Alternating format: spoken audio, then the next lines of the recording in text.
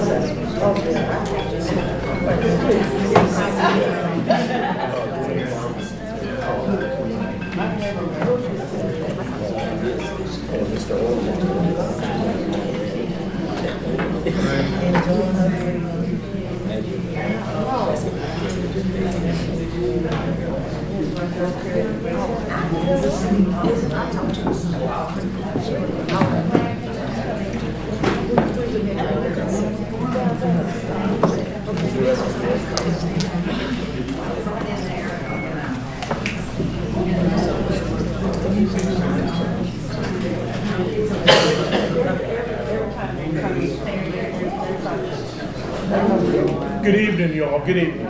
Good evening. It's 6 o'clock. For interest of time, we have guests that are speaking with us. I'd like to get started.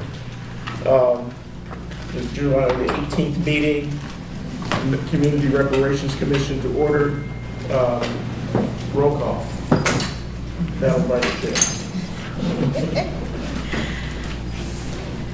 Hi everyone, I'm about to read the roll, and as I call your name, just say present. If you're here. All right, Alicia Ballard, Dwayne Barton, Norma Baines, present. Renata Conyers, Christopher Gordon, Present. Roy Harris, Present. Joyce Harrison, Present. Shonda Jackson, Kimberly Jones, Dewana Little, I'm present. Tamari Macon, Present. Bobette Mays, Present. Glenda McDowell, Present. Dwight Mullins, Here. Mildred Nance, Here.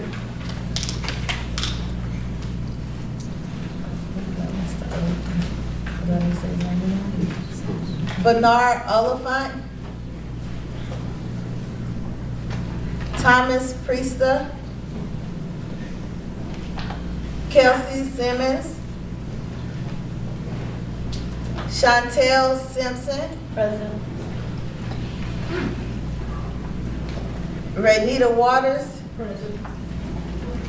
CC Weston, Present.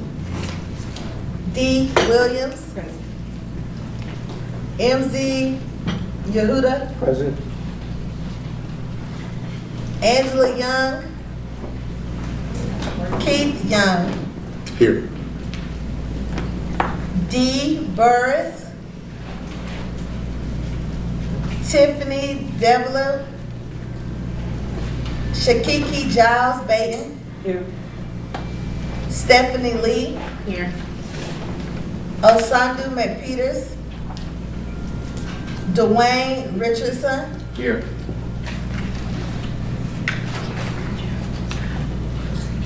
Kimberly Jones, Here.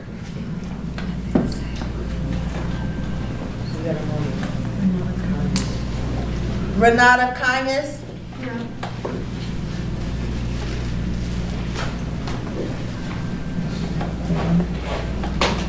all right, we have a quorum. I'd like to welcome everyone here. It's good to see you all. It's good to see you. Also, those of you who are joining with us virtually, I welcome you. Particular greetings to Mr. Oliphant, if you can hear me. We have those who are present today in the public. If you're interested in speaking, please be sure that you sign on the sign-in sheet so that we have your name and can acknowledge you when it's time for public comment. And that sign-up sheet, I believe, is in the hall there. The meeting agenda was distributed in your packets, your board packets. Some of you were as technologically disabled as I am. You should be able to link those packet materials by clicking on the blue phrases within your agenda, and it takes you straight there. If you have any changes or any amendments, now is the time to voice them. Were there any changes or amendments to the agenda? If not, then the agenda will follow as printed. Follow as printed. And the minutes. Received the minutes for the June 27th meeting. There's a draft of those minutes in your packet. Are there any additions or comments? Are there any corrections to the minutes? Hearing none, the minutes will be approved as distributed. Do we have unanimous consent on that?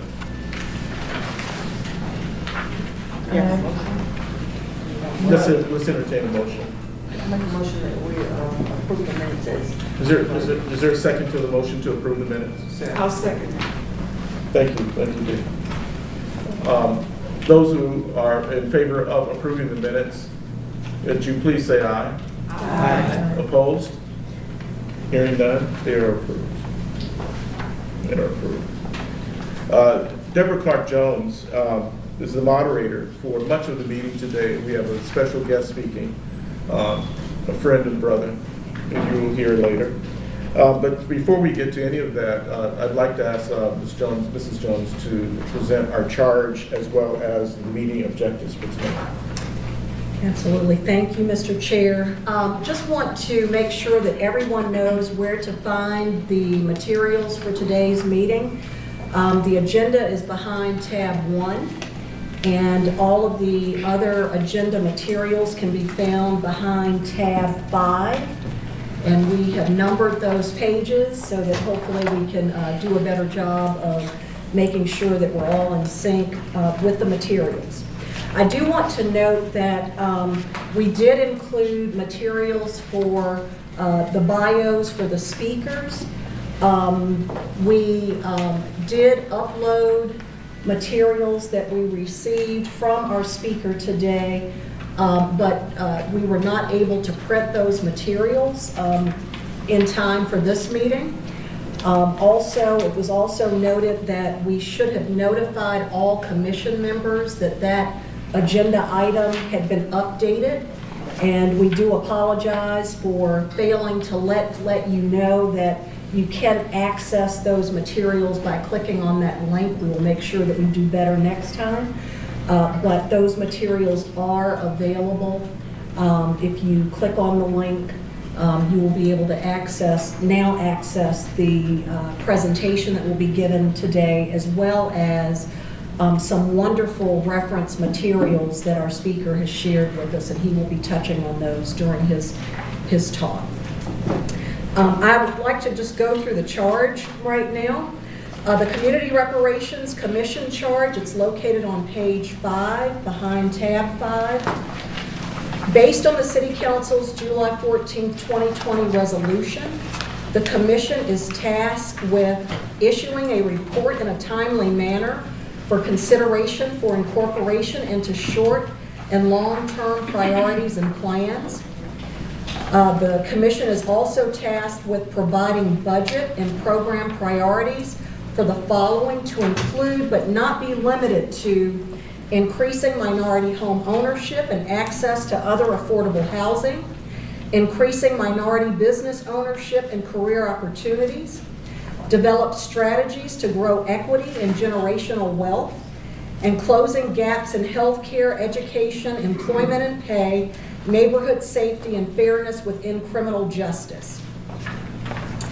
The meeting objectives today, we have one, and that is to learn about the theory and practice of reparations from national expert Dr. Onaje Muid, who is with the National Coalition of Blacks for Reparations in America. Unfortunately, Dr. Havis is not able to join us today, but we will hear from Dr. Muid today. I do want to remind commission members that we are focused on activity 3, which is to develop that baseline understanding of reparations and the harm caused by systemic racism.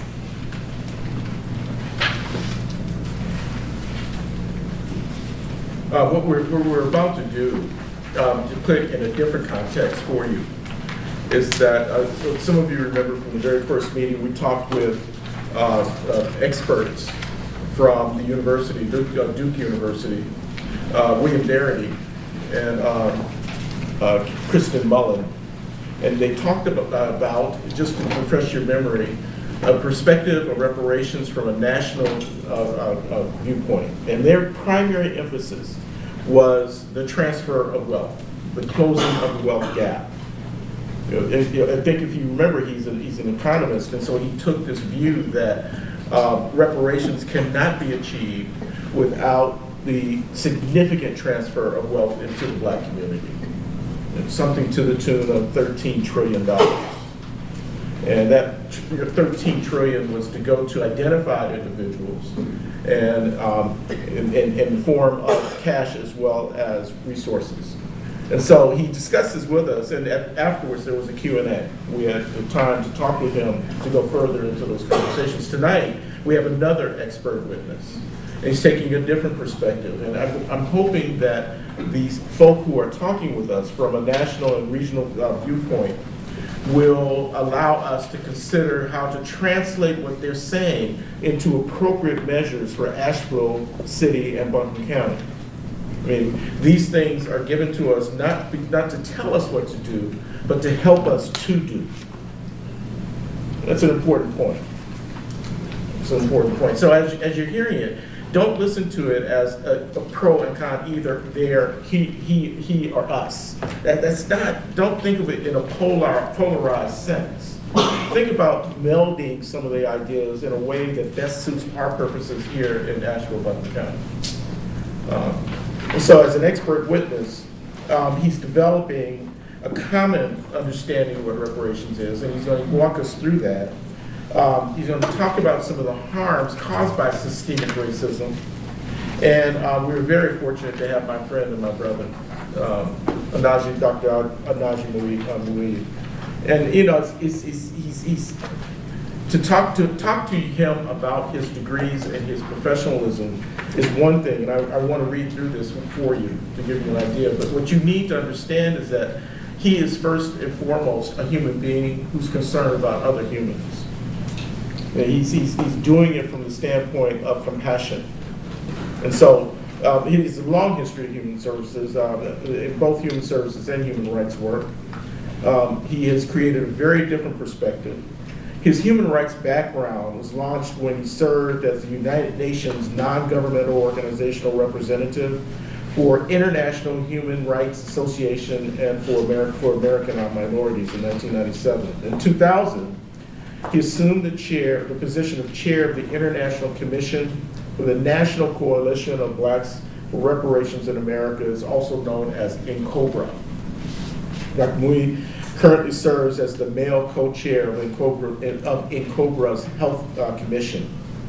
Dr. Mouid's 35-year history of social work, theory and practice provides information and experiences as he deconstructs societal concepts, paradigms, structures, policies, programs, and practices that allow for social transformation at all levels.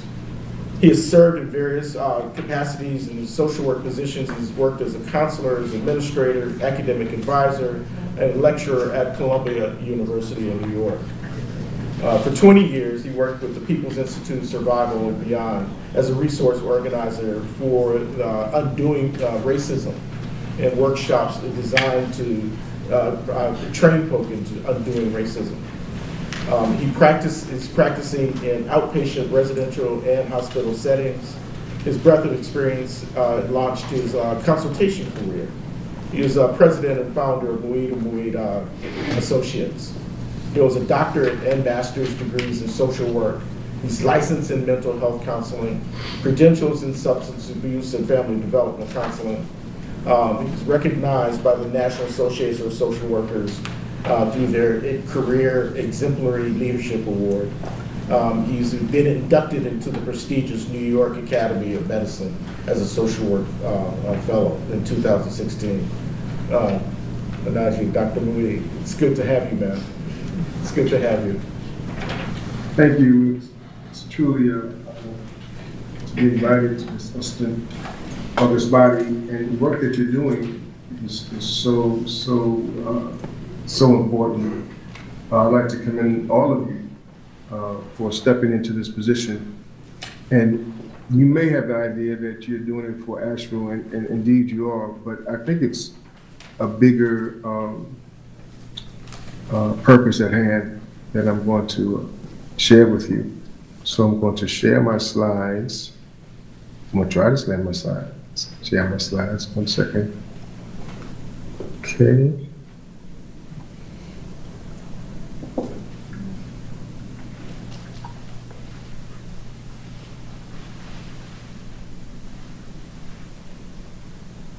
But as I'm putting this together, let me,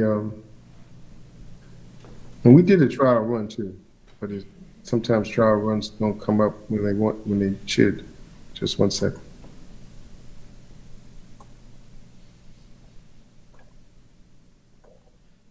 I want to ask you to consider first that some of you might have lost family members from COVID. And I just would like to take a moment of silence for them, our friends or family members or neighbors.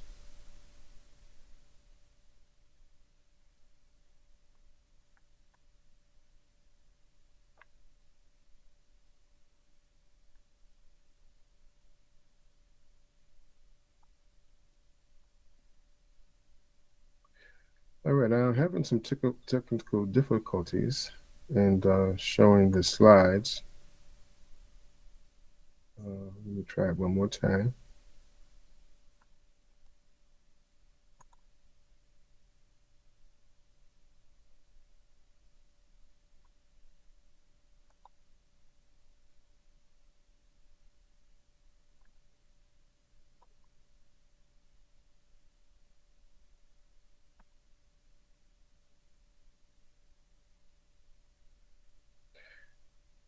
Can anyone share the slides on your end? Is that possible?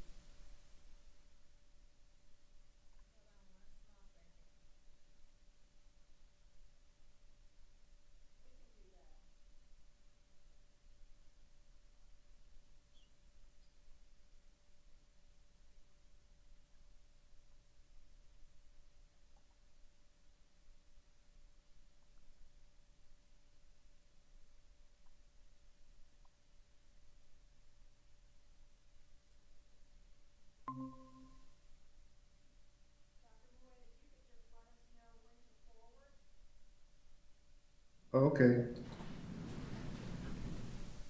So, thank you again for this invitation. And as has been said, my beautiful, intelligent, capable wife, Dr. Fatima Hafiz, is not able to be here tonight, and she sends her regrets. Next slide. So we took a moment for silence for those who have suffered death as a result of COVID. But the moment of silence is also connected to a lot of lives that were unnecessary loss because of inequity. And as you know, not only in Asheville, but around the country, people of African descent represented the highest numbers in terms of deaths and consequences of COVID. Next slide. The context that I'm bringing is an international context. And WCAR stands for the World Conference Against Racism. People don't realize, in fact, that was the third conference. It wasn't the first, it was the third conference. This happened in 2001. I was a delegate in Durban, South Africa.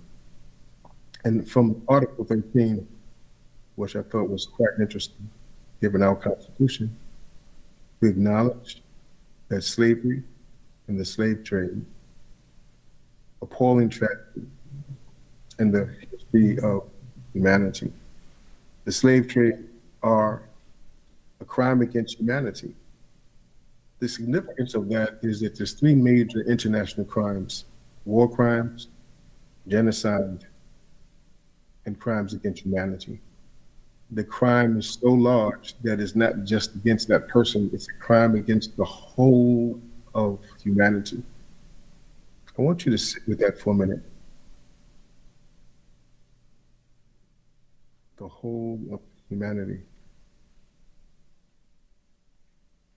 In the document I sent you, it's one of the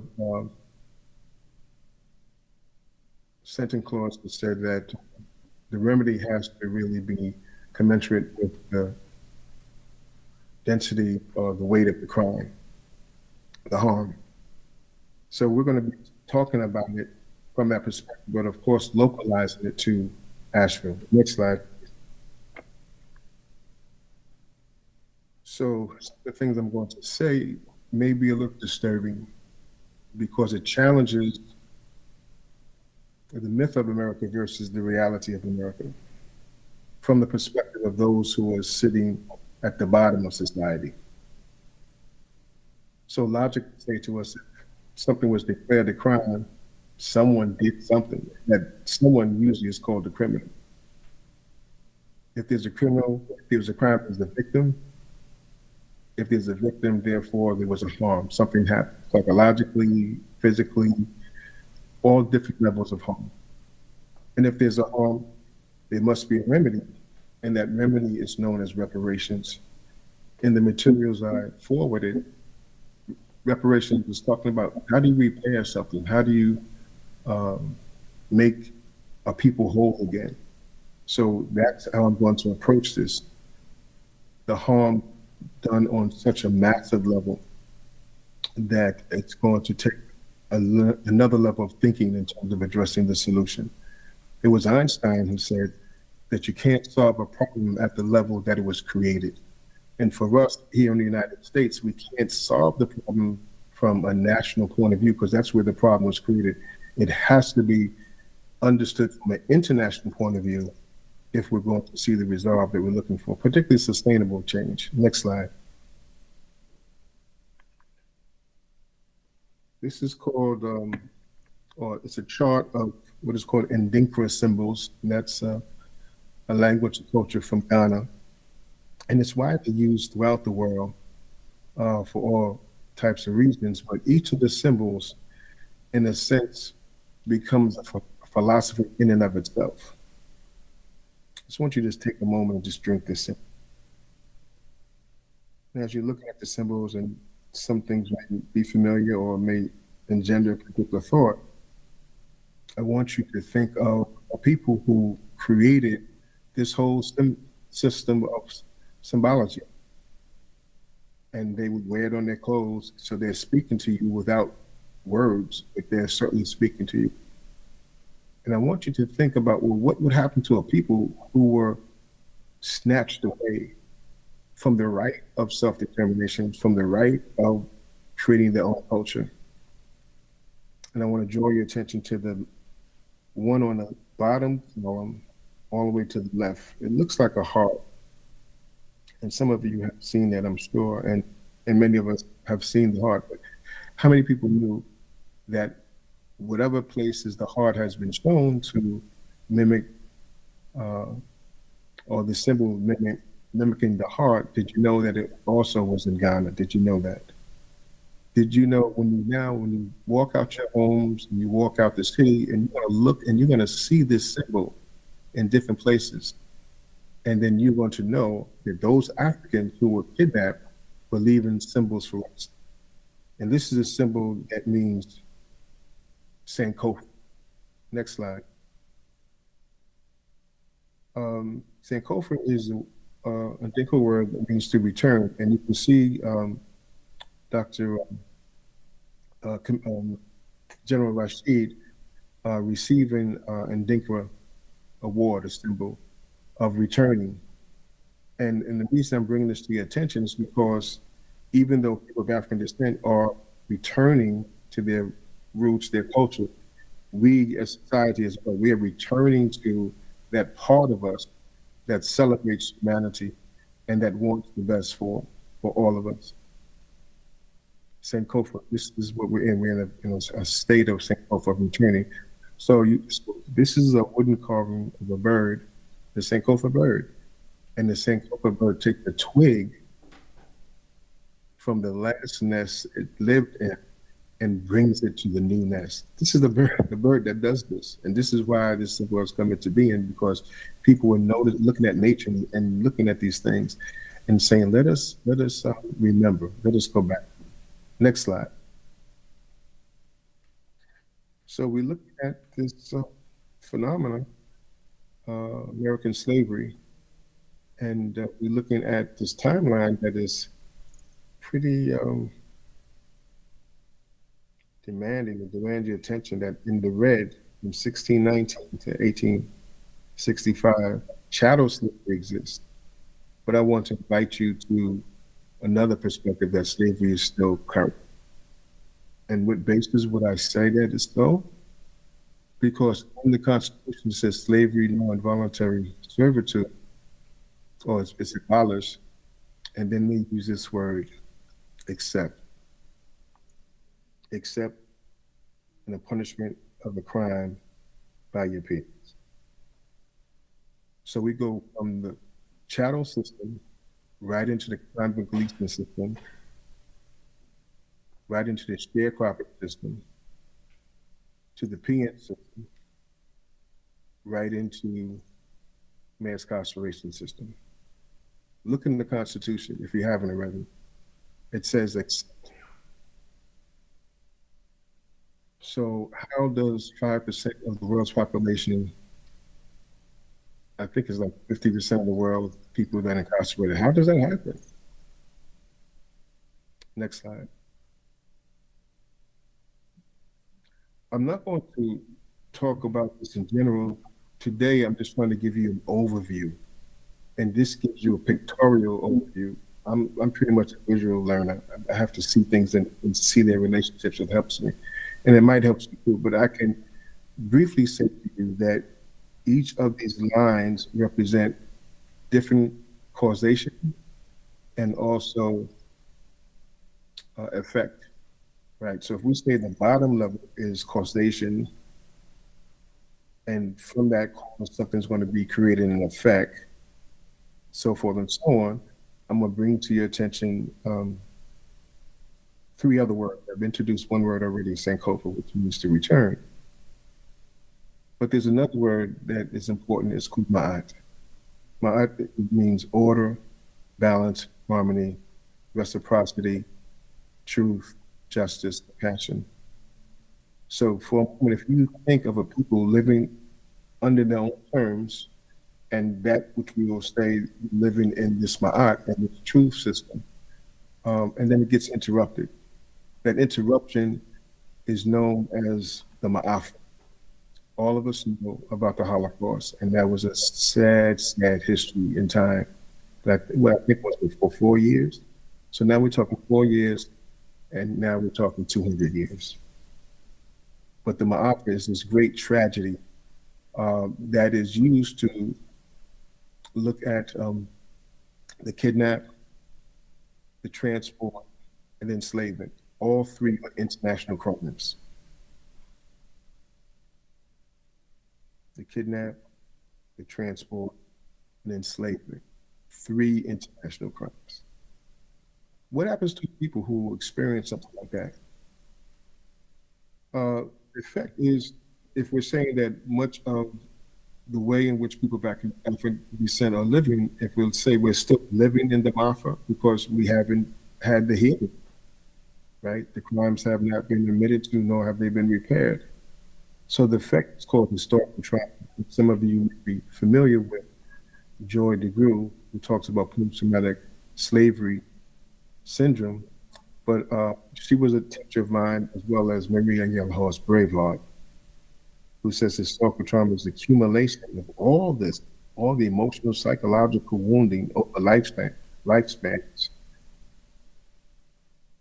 So when the people are now living in this historical trauma prism, it creates cultural pain.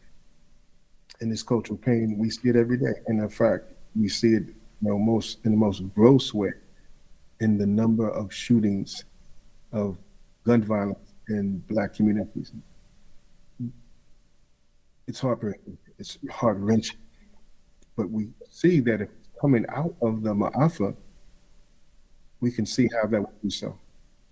So you see a few terms here: equal results, equal treatment, equal access, equal status, and the antisocial contract. I'm going to talk about that a little later on, but that was most of the work I did for my master's.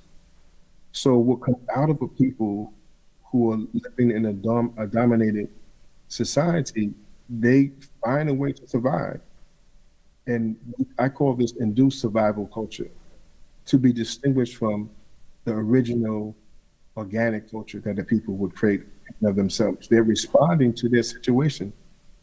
So now when we see and greet each other on the social level, the individual is compromised, the family is compromised, the community, the village, the nation, the race, the world is compromised because of this offer that's existing. So that's the framework. Next slide.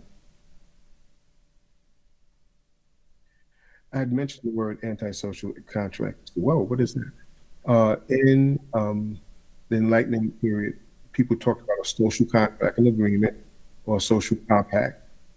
And they said that a person has a right to enter that contract knowing that there will be some benefits in exchange for the natural rights they give freely of themselves.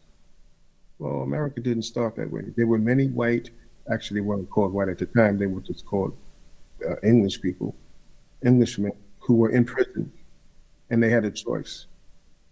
You can finish your prison term in England, or you can go to this country across the sea. I don't know what they told them, what they would experience. Many of them, in fact, came out of dungeons of Europe, of England, for this opportunity. And of course, there was Africans who they weren't given any kind of invitation. They were just kidnapped. So in my master's work, I realized that it's not these unequal results, health results that we are experiencing. Yes, partially be attributed to unequal access. And yes, partially it's attributed to unequal treatment. We know this to be true. All the studies have shown this to be true. But what is most often left out of that understanding is an unequal status.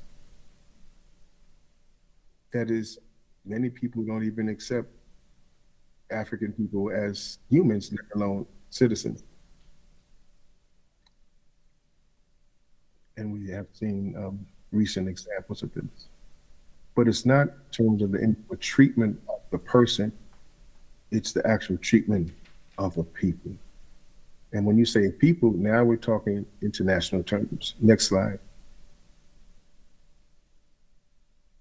Yusuf Klein, Dr. Yusuf Klein, the late Dr. Klein, incredible human being, theorist, activist, organized.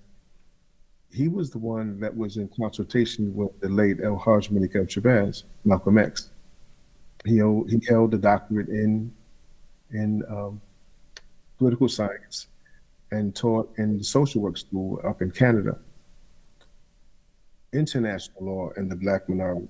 So I won't go into great detail, but I'd like to bring to your attention something that is called group rights. Not only the right of the individual, but the rights of the group. So if you live in a society that wants to limit the rights of the individual, they first do that by limiting the rights of the group. And if it starts off that way and has never been corrected, then there is something that is called constitutional oppression. Omission. So oppression doesn't only happen through commission, it happens through omission as well. And this book lays that out. Next slide. So in the American context, there are at least three things that we want to better understand. We'd want to understand how the antisocial contract has been implemented, just as the formal constitution is a social contract, has its articles and amendments. The antisocial contract is something that's not written, it's just as durable, and it's just as important to maintain the original intent of one group dominating over another group for the purpose of exploitation. If we're going to talk about and understand reparations from that point of view, then we have to be anti-racist in our construction. Actually, when I say we have to look at the social rights that are being ignored. So reparations in the USA context would have to now start to think about group rights, right? Not just for the individual, but for various groups. Again, I'm not going to go into detail because time isn't allowed, but I'm giving you a conceptual framework and some ideas to consider. Probably the biggest concept that you'll find a little hard to digest is that you do not live in a nation. I'm talking from international definitions. We live in a multinational nation, a multinational, state. And of course, you would come to know that to be true because indigenous people are considered nations. So you say, oh yeah, there's nations here, there's indigenous nations. These are indigenous nations here. But it's probably hard for you to conceive of the fact that Black people, African people are a nation. It'll be very hard to conceive that because we haven't been taught that way. We haven't been oriented that way. We haven't been taught that the white ethnicity actually controlled the state apparatus for themselves, as Clyde called the white ethnicity. And when we say nation, in our speaking, we disappear the other nations as if they don't exist. And why this is important, because if you're talking about reparations, you're saying, how am I going to repair the whole? Of course, we talk Asheville, so we're not talking the whole, all of the United States, but we're talking about those African Americans, those indigenous, those people right there in Asheville. Next slide. One of the chief architects of international law and reparations is Van Boven. SR stands for Special Rapporteur, Special Report, right?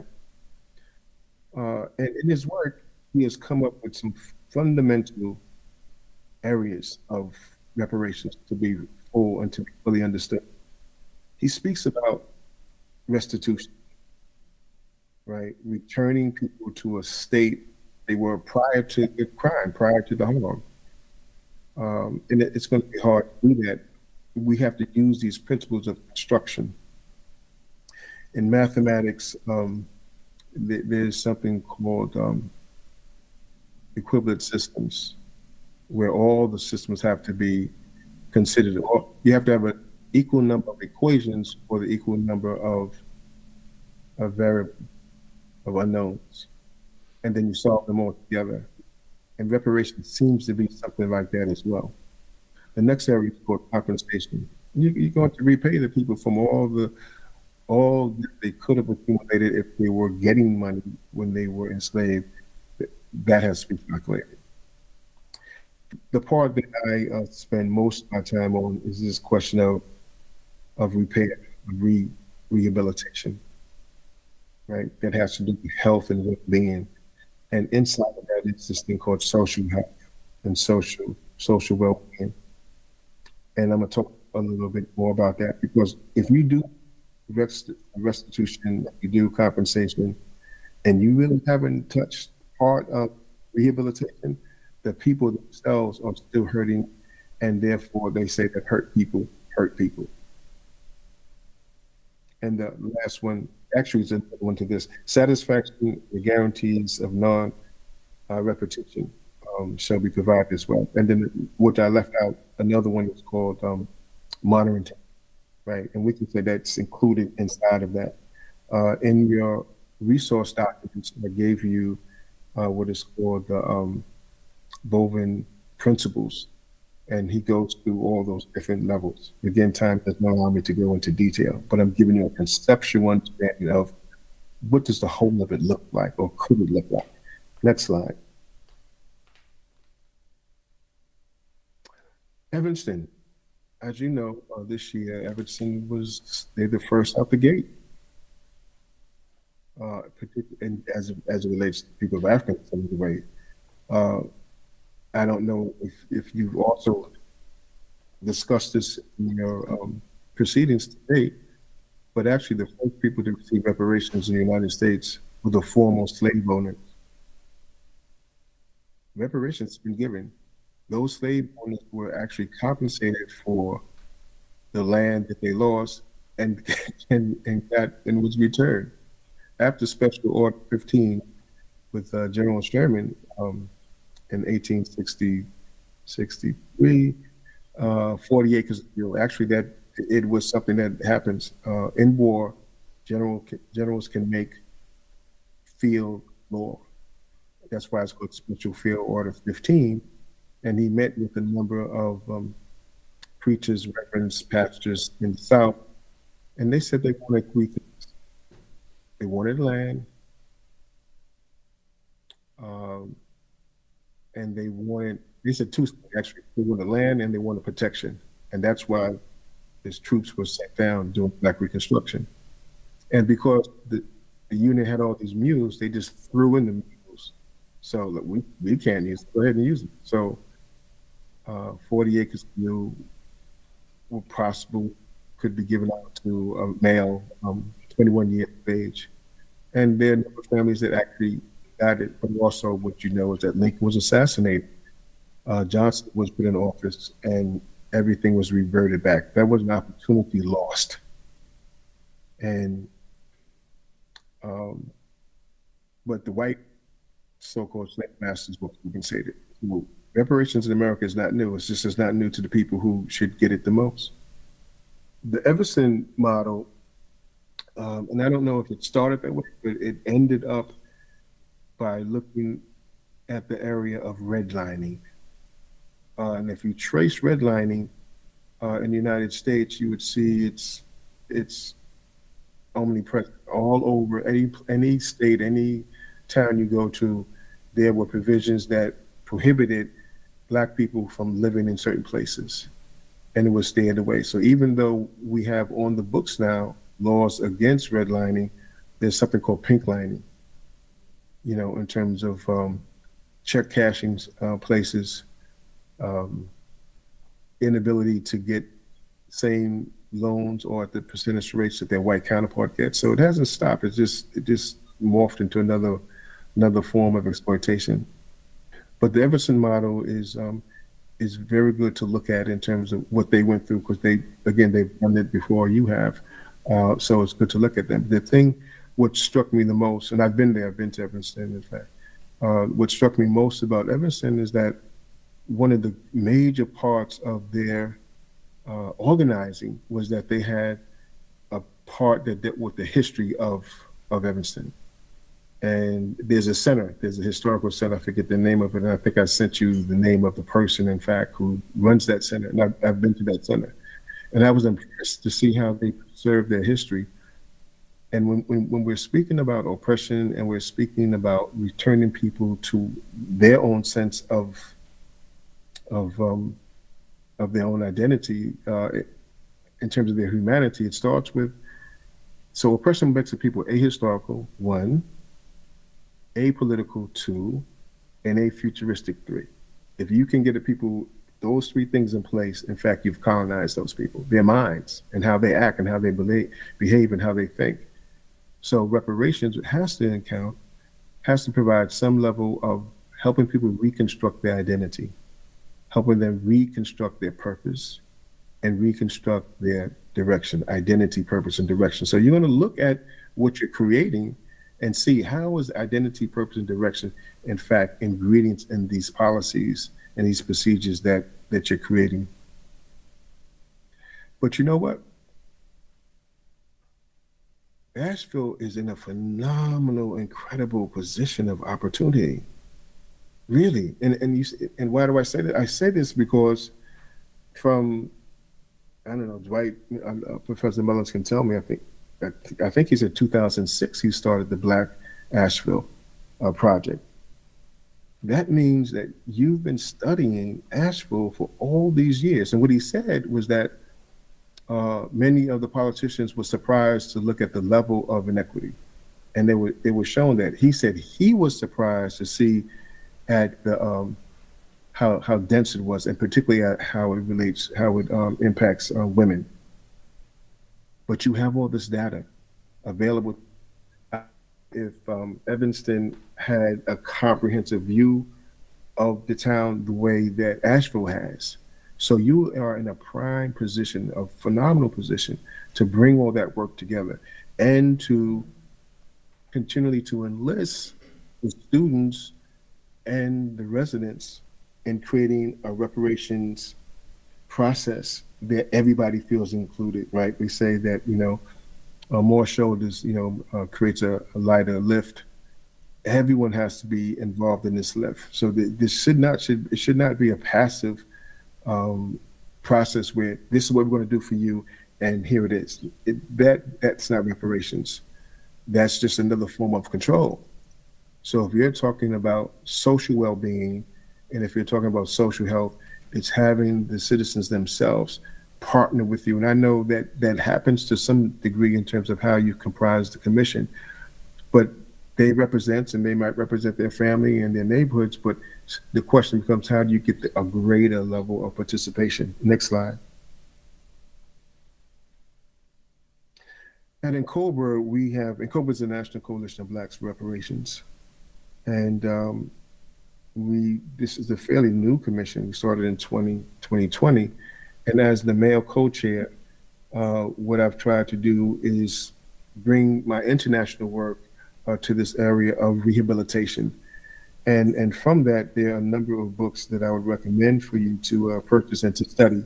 And maybe you can do it in such a fashion where you have subgroups that would take on, different books, how you divvy up the load. I'm going to give attention to The Social Health Nation by Marion Groff. That is really a very important book, and I think it's going to blend quite nicely with the work that was done through Black Asheville. Next slide. So Marion Groff was a social scientist at Vassar, at Fordham College in the Bronx.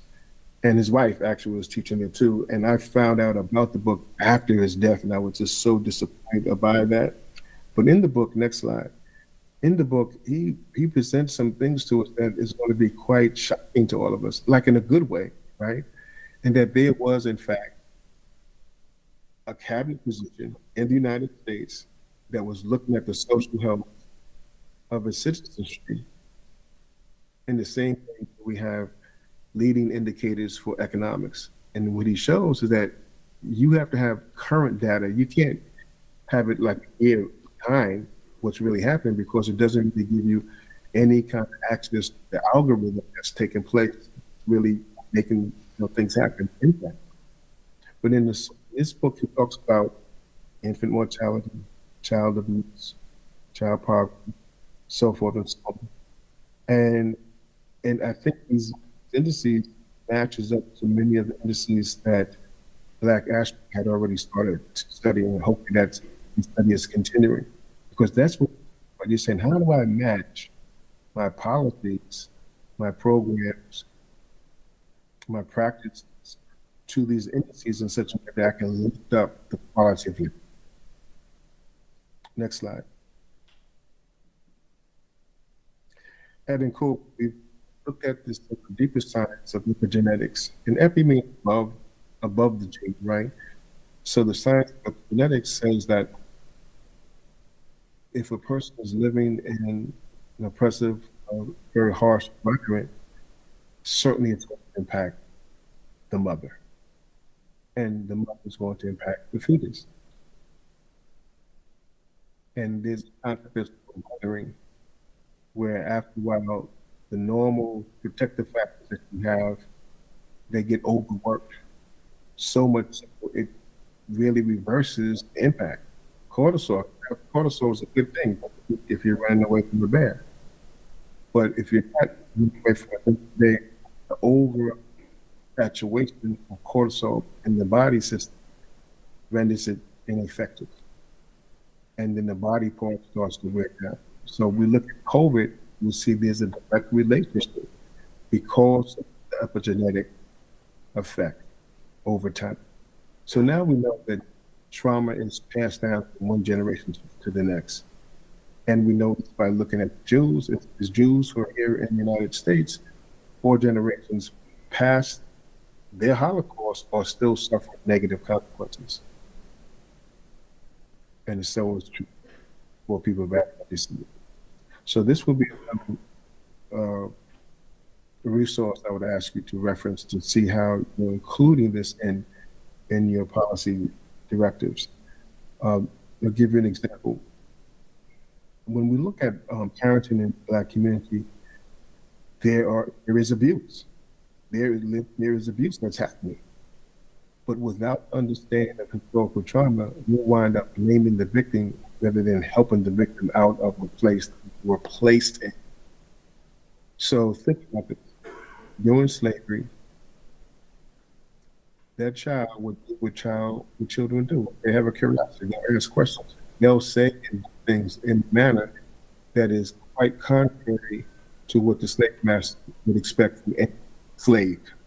So the first thing that parent had to do was immediately, without recourse, reprimand the child. There will be no confusion in terms of that's unacceptable. And maybe, just maybe, the child may live. Maybe, just maybe, the child wouldn't be sold off. Maybe, just maybe, the father would be reprimanded or the mother herself. Just maybe. No guarantee. But what was definitely had to be done was to show that child that they could not do that. So if you are taught that, and you teach that to your children, and you teach that to your children, and you teach that to their children, with no explanation, how do you think that's going to change? Understanding epigenetics and historical trauma allows us to create not only a psychological system, but a public health system that says, okay, how do we now right these wrongs? Now, you look at the case that happened in Texas, and they found that Black children were being sent off to orphanages at a higher rate than their white counterpart and even their Mexican American counterpart. And the county decided to say, the state decided, let's look into this. Why is this happening? Same conditions, plus or minus, very small degree, but always Black children were being sent off. They went through a training on undoing racism. They invited in many of the critics, the community that was complaining, made them into a consultative body to the agency, and they took the people through a leadership process. Those 3 things worked in harmony, in synchrony, such that they were, I think, able to reverse it something like 50% of placements. So there are solutions to these situations, but we have to open our minds and say, okay, let's look at the whole of it, not just parts of it, not just from the training that we've gotten, but how can we look at it from the whole of it? When we do that, we can actually change things and bring new paradigms into being that correct the problem. As a social worker, we're taught to be leaders. We're taught that. How is that so? The first thing we're taught to do is to do a needs assessment. If I'm doing a needs assessment and you're the one that's needy, who's in the superior position and who's in the inferior position? All of our trainings, bar none, there's no educational training that mandates that you understand racism, even though this country was started and designed with racism from the very beginning. The first law that was done in 1790 was who could be an American citizen, who could be naturalized. You had to be white, 21, free. And you know what? That article stayed in the Constitution up until the year of my birth in 1952. Yeah, that's to be an American citizen, a naturalized. You had to be white. So if we don't look at racism and how it's in every single policy, and there's no corrective action. Dr. Jones taught me that we speak about change, but change is not the thing that we need. He said that no, we need to do some things around correction. If a harm was created, if we don't correct those harms, they'll continue to create disabilities and disadvantages for the people. In fact, you can do a original harm and say, don't, can't do that anymore, but the consequence of that harm would already disadvantage that group. And we can look at it in terms of education. We can look at it in all the ways in which society operated. So we went from slavery, now we're into neo-slavery. So the harm report looks at epigenetics and shows us that if we're not taking into consideration how trauma is being passed down from one generation to the next, we'll wind up just treating the symptom and not really dealing with the cause, which means that the problem is going to persist. So I think the commission wants permanent solutions, or at least solutions that can lead to a permanent approach to solving these problems. Next slide. Web of causation. I know it's hard to see the slide, but I'll just tell you what it represents. In the middle, it talks about infant mortality. There's so many Black women dying throughout the United States.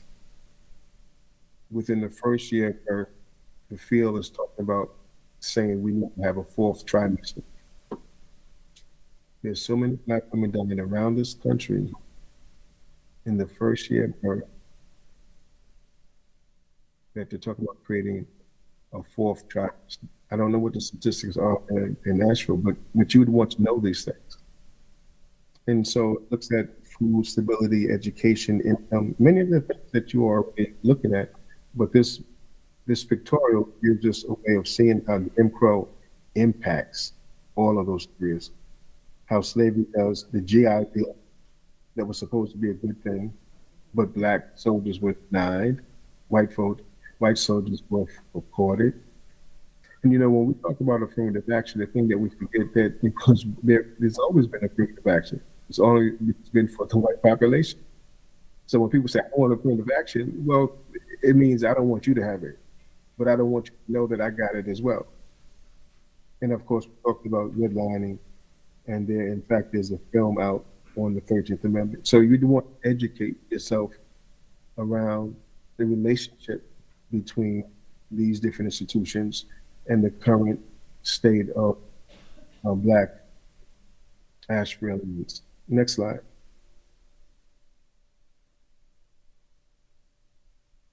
A study was done, and it was found that in the very same areas in which redlining took place, it also were the same places where you had the highest level of infant mortality rates. And if you look closer, you're going to find that most of the inequities that you're measuring are in these same locations. So to say that we have grown from a plantation system into something else, that might need to be challenged, because these are people who are living in a modern day plantation. So as you continue to look at redlining in your area, you might find these same parallels. Next slide. So the work I did for my doctorate was to look at a healing process. First five weeks of looking at the mind, right? How people are thinking about it. How do people internalize the external environment and then reproduce it? And in work I use is something called psychodrama, which is experiential in its implementation. So we look we look at the mind and actually have things that represent different aspects of the mind in the therapy process, which is you're moving around. You're not just sitting in a circle. The second 5 weeks is how do you heal the cultural wound? So people will start to maybe take on the Nguzo Saba, which means 7 principles of unity, self-determination, cooperative economics, so forth and so on. And then how then do you grow a people into a village? And borrowing from my native brothers and sisters, they speak about mending the sacred hoop, right? So this is a 15-week intervention using in research we call it recruitment strategy or convenient sampling. But this is just one example of the kinds of things that are happening, right, around the country. So you would want to know who are doing those kinds of things in Asheville. How do you bring them into the web of solution? People are definitely moving because there's a spirit of Sankofa that's taking place, and you'd want to include them in your work. Next slide. Another way to include the residents is to see what professional organizations exist and see what chapters are there in Nashville, right? There's the National Association of Black Social Work. I don't know if they have a chapter there or not. And Cobra, I don't think they have a chapter there, but maybe it's how you can encourage your citizenry to participate in the process by learning these things. Some of the things that I've brought to your attention tonight. We had started in Cobra, the National Association of Black Social Workers plus the National Association of Black Psychologists had gotten together in December, Kwanzaa of last year, and we came up with a theme that we're encouraging people to use. The theme is reparations, intergeneration healing, and restoration of the African family and nation. Having discussions around those three, 1, 2, 3 aspects, if you will, starts to generate thinking and actions that's consistent with the whole purpose of reparations. Next slide. So here are the Deka symbols again, and you can see this robust, these beautiful colors, and that's what this is a symbolic of what do we want? We want a healthy society. We want a healthy people. So reparations is this process, this thinking through all of the things to do to make it happen, and also to do that, as I had said earlier, human rights and international law helps us because those are the larger, bigger concepts that matches the magnitude of the problem. So it's getting the commission educated on the Universal Declaration of Human Rights, as well as CERD, the Covenant to Eliminate Discrimination. In there, they talk about the rights of people, right? I talked about group rights. It speaks to those things. 2 important aspects I'm going to bring to your attention. One is called special measures, and the other one is called special rights. Now we're talking about group rights. Special measures is a form of reparations that says, what damage has happened here? What do we need to correct? What do we need to repair? And we want to do that for a period of time to make sure that happens. And that's why the data is so important. But it's for a limited period of time, right? And it's kind of analogous to affirmative action to some extent, right? But it's more detailed and has more nuances to it. But there's another concept that's also large inside the CERD, and that's called special measures. And that's saying that we're going to not just do this for this period of time, we're going to do this forever. Like this becomes part of the local constitution, the local bylaws. We're going to make sure this never happens again by making sure that these people are constantly looked at. And it challenges us because in America it says, you pull yourself up by your bootstraps. Well, some people didn't have shoes left on bootstraps. Reparations is saying, okay, let's look at the myth of America versus the reality and say, let's own it. And that's the difference between the United States and South Africa. South Africa, they owned it, right? they had something that was, they called it the Kairos document. That's a Greek word that means a special opportunity. So Asheville is sitting in this Kairos moment. I would go a step further and say you're sitting in a Wahine Misu moment. Wahine Misu is a Kemet word, and Kemet means land of the blacks, which is the real name of the place before Egypt. But Wahine Misu says a rebirth. It says also a national cultural recovery program for all people to involve themselves with. And I think that's really what you want to happen. You want to see people happy. You want to see people, they can eat every day. You want to see people laughing and having a good time, as every human being wants for himself. Now the question is, can we want that for each other? Thank you very much for your attention and for your time. Thank you.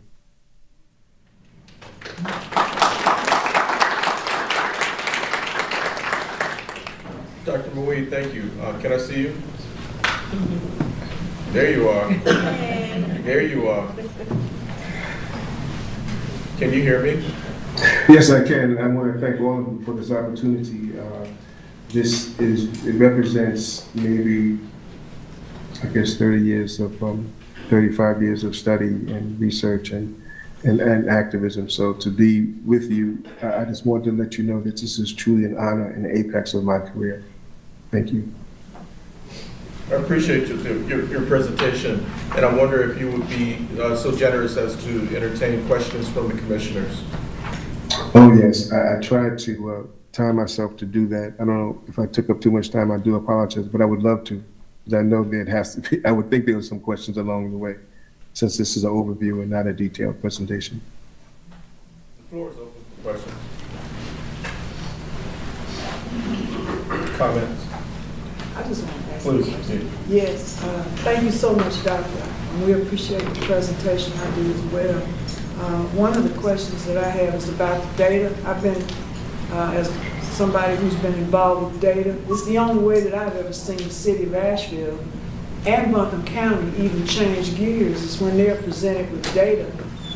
And then folks who are from the community that are most impacted by that data being taught that data so that they can espouse that in their own words.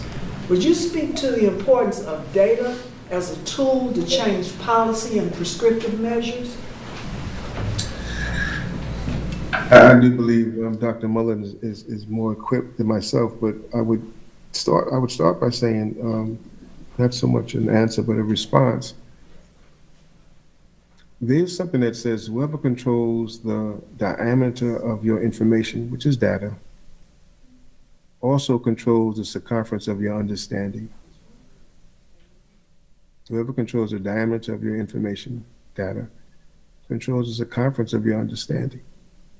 So if you have limited data, your understanding is going to be limited as well. And the way in which, so if we look at a circle and we say that there's the center, right? And if we move that center in either direction, as it also expands the line, the diamond itself, it also expands the circumference. So reparations is almost like saying, okay, this is the circle we find ourselves in. How do we now put more data involved? And see, the data helps us to say what our school curriculum should be. The data says, how do you give your residents an understanding of the relationship between education and societal development, not just for a job. Now you got to remember, Black people were taught, go to school, get a good education, and usually get a good government job. That's been the formula all across the country. And it hasn't changed. So there is a deficiency in the mentality and the thinking of go to school, start your business, become entrepreneur. Because we were taught to stay in our place, and we're still staying in our place. Much of my work is looking at internalized oppression, internalized racism. So when we have data, it gives us the place from which we can start to examine, inspect, and start to change people's opinions of things. Do you know that there are many people who think that Egypt is in Europe? Because what data do they have? Thank you for the question. Is there another one? As you ask your questions, would you identify yourself for Dr. Wade, please?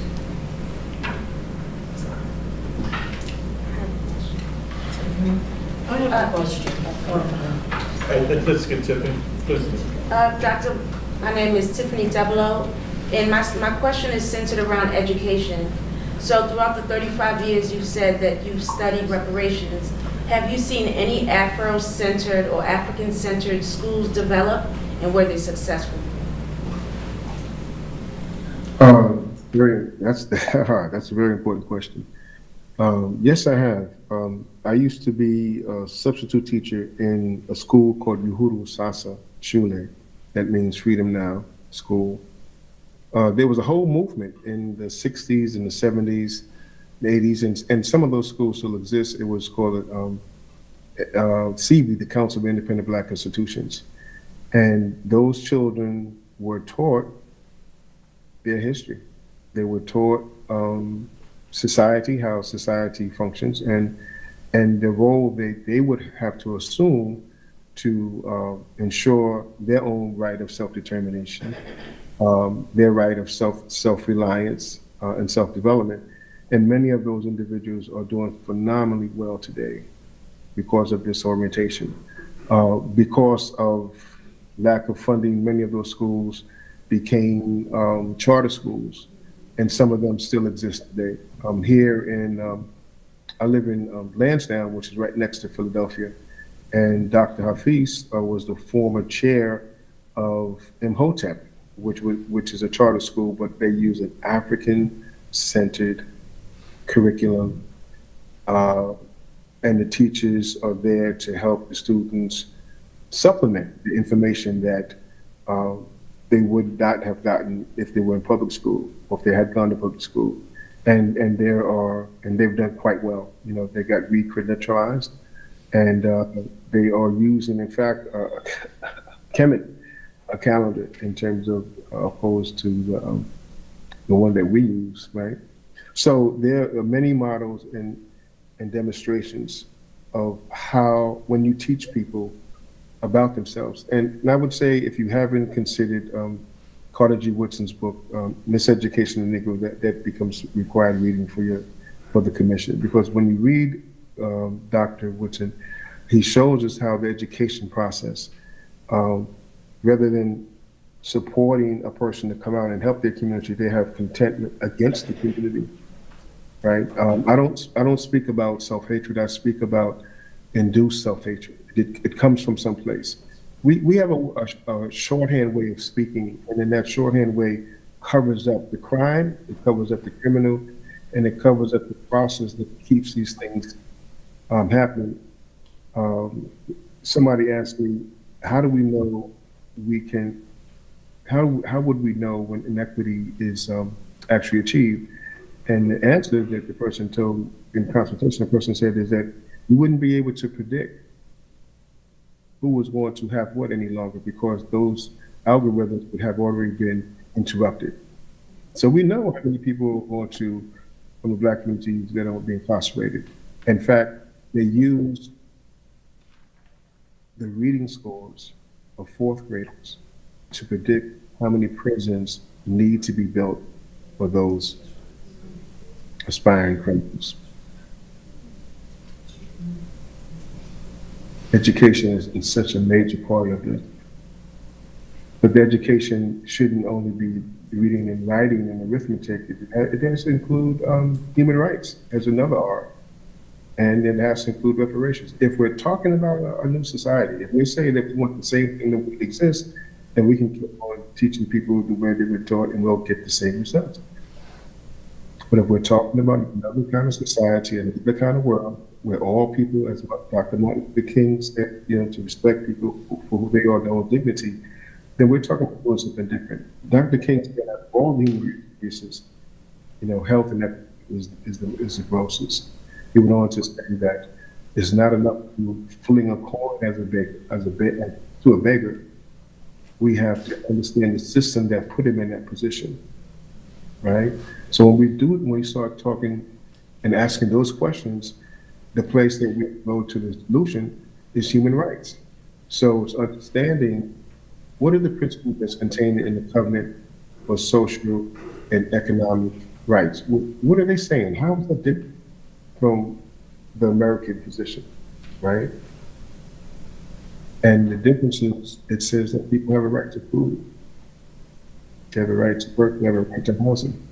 Look at the homeless problem in the United States. How can you explain it? The greatest, richest country in the world, how do you explain it if there wasn't an anti-social contract in place? That's the only way that you can understand how these things are placed. So when I showed you reparations in the USA context, I have listed how do we reverse the anti-social contract.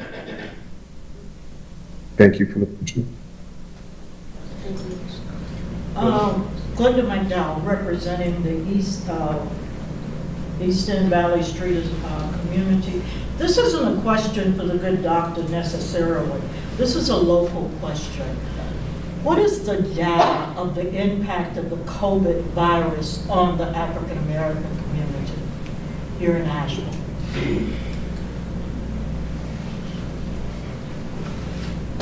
So, Can we get that information? We can get that. Thank you. There you go. Just rough, really rough. Here locally in Asheville, Buncombe County, we tended to be right at or just below the state median for North Carolina. Our infection rates and our mortality rates were right at the median for the state, if not right below it. That's interesting that that's not a percentage or a number that you're giving me. And we're talking about reparations, and what that tends to be is the old people. So I'm very curious as to how many of our older souls did we lose to COVID that we would be thinking about them as we take this journey. Yeah, When we looked at some trending data, this is Dee Williams, and from the Black Data Initiative here in Asheville, one of the organizations. We looked at the fact that it was not disparate. We were slightly below state levels. Yeah. And there was a meeting that happened that created that situation. I don't know whether it was causation or not, but what happened was that we summoned the directors of the Buncombe County Health Department to meet with all the ministers of the black churches to educate about the pandemic. And we charted those figures when it first began, and then we not only them, but the Director of Health and Human Services for Buncombe County. And it sort of skewed the data downward. Now, as far as trending all along the process for the next 2 years, we looked at it off and on, but it was rather sketchy, but it was not disparate. Compared to other cities in North Carolina, we were below them. Yeah. And I think that was because of the meeting that we did have with local health officials. We tried to be proactive, but that was just one instance. It was not anything that was well funded or funded at all. It was through volunteers and all the black churches, which is how we got Eagles Wings organized throughout Western North Carolina because of the data information we were able to gather. And I only know that because I was part of the process. That's all, and not a real big part of it. Thank you. We'll get more there. Thank you. Doctor? Dwayne, did you have a question? I do. Thank you, Doctor, for being with us this evening. In one of our subcommittee meetings, the point was raised, the emotion that has been left behind from the harm that was rendered to the community. How do we take that harm, the emotion surrounding it, and turn it into an intellectual approach that will help us to address the needs that the commission needs to address? Okay. The way that this wonderful body mind works is the brain is built from the architecture from the bottom up, the brainstem to the lower brain to the midbrain to top brain. And when we experience something in life, through the vagal system, we are looking for threats. and how can we, how should we respond? Should we run? And these are automatic responses. You can't determine it. It is not a thought process. It's how we're wired, how we're built. So it's really having programs that it gives people a safe space. I'm going to put together a list of initiatives that have started to look at these questions. And I think the leading and the most accessible response is called Emancipation Emotional Circles. This was created by a group out of Connecticut, Community Health Network. And in these emotional emancipation circles is only for Black people. There's times that Black people need to do things with themselves because of the experience that they've had. In fact, my study of Holocaust, I have many Jewish scholars who I work with, they're saying there was a group harm, there should be also a group solution. And the Emancipation Emotional Circles gives the participants a chance to look at all the things that they have swallowed. Right? Dr. Martin Luther King said, someone told you a lie, right? The lie of Black inferiority. When we take a moment and start looking at our language, we'll see how we have already been susceptible to things which doesn't make sense. For example, in a Black family, someone is saying to another person, you're the Black sheep of the family. Wait a minute, we all Black. How are you the Black sheep of the family? But we consider this derogatory way, right? Very disparaging way. So we start paying attention to language, we start to see how internalized the person continues in this emancipation emotional circles. It gives a healing space where there's no shame, there's no blame, there's no judgment. And in that space, we can begin, in my work, I use something which is called the observant eagle. I mean, for Black people, just to have the idea, a space where they're not going to be judged is really incredible. Because every time you walk out of our house, there's someone telling you that that you're not enough, that you don't count, that you don't matter. Every time you walk out the house, you're waiting for someone to tell you that, right? So when we say, "Oh, are they doing that because you're Black?" No. In education, there's something called the locus of control. They're not doing it because the problem lies inside the person who happens to be inhabiting the Black body. The problem lies in the white person or the other Black person who is my friend calls it a proxy racist. It lies in the other person who's actually saying something or doing something. This is called microaggressions. So we've been studying this for quite some time now, so we really know the answers. But how do we create these safe spaces? So in your construction of reparations program, it's funding those organizations that's been doing this work, like the People's Institute for Survival and Beyond. They've been doing anti-racist work for over 30 years. Yeah, I think it's about 35 years now. So when you bring in those kinds of groups that's been doing the work, you're really benefiting from cumulative amount of years and experience, rather than having to learn and do everything yourself. You don't have to learn and do everything yourself. You just have to have people to come in and show you how to do it, but localize it so that it becomes sustainable. Thank you very much for the question. Joyce Harrison, and I have a two-part question. Have you, in areas that you've been working with, have they started reparation programs? And the second part of that is, what recommendations would you put in place or suggest or thoughts about how to put the reparations in communities? Without today's society, the way they're trying to stifle the way the information is shared in public educations or whatever, like libraries or so forth, where would you suggest now that we start putting information about reparations, and so that the young people can see what has happened and what may be going on down the line? Where people assembly, be it in their home, be it in their church, be it in their mosque, be it at the workplace, ubiquitous, all the places where people visit. And attend. It's places that there should be information. So you're really hitting on a really important part of it, the marketing, right? How do you get the information out to the people? And that's why I said earlier, to bring in local chapters of various professional organizations that they're there to do that kind of organizing. Libraries are very important. In fact, Dr. Hafiz did some work in the library system here in Pennsylvania, right? So you can go to those state organizations and see what policy that they have in place to see how that could be an overarching.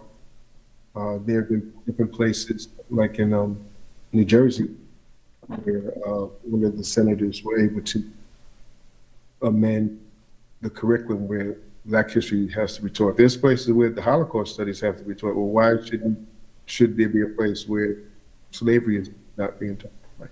Now, of course, not everyone is agreeing with this. In Texas, they want to change the language and say that they weren't slaves; they were just forcibly, voluntarily relocated.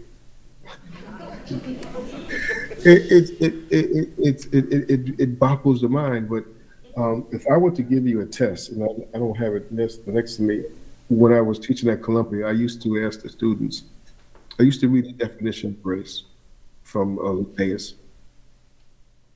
And every class, they did 100%. There was not one student that did. I was going to give you the test tonight, but with the time I forfeited trying to get the technical stuff together, I lost that opportunity. But I'm going to give you the test anyway, and then at a later time, as a professor, I'll give you a grade.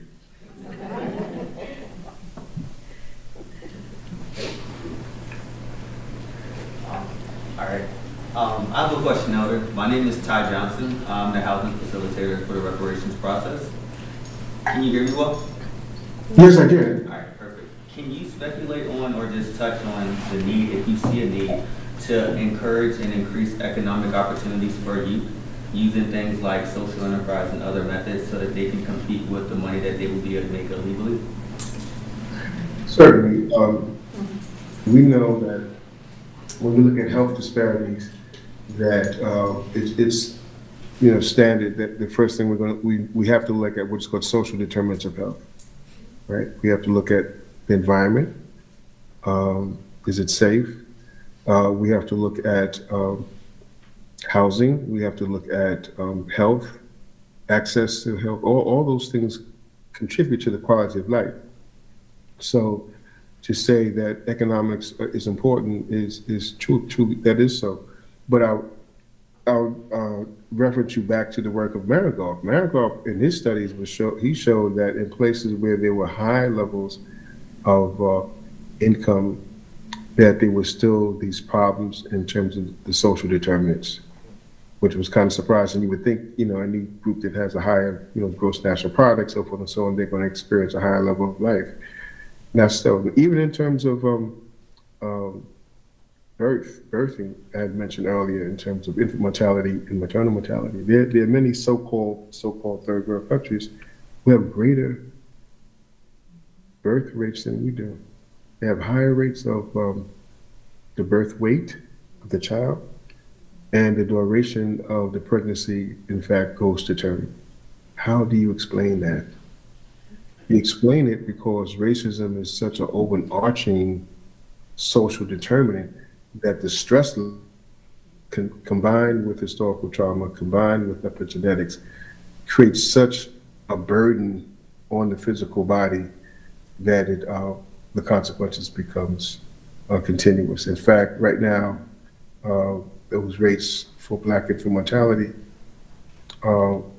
they've improved, but it still lags behind, our white counterpart. I'm talking, of course, national terms. So yes, economics is important, but I don't want you to get deceived that if you just create more money, it's going to solve something. Yes, people need to be jobs, and work is considered a very healthy human activity, just in terms of helping the human have the dignity and worth of him or herself. But you want to look at it in correlation with the other parts of the reparations programs that you're creating. And again, you're asking yourself the question, how is this going to create social wellness? How is this going to create social health? If you can see how it's going to lead to that, then it's a good thing. Because only when people say success has to be defined by three things: is this good for me? Is this good for my family?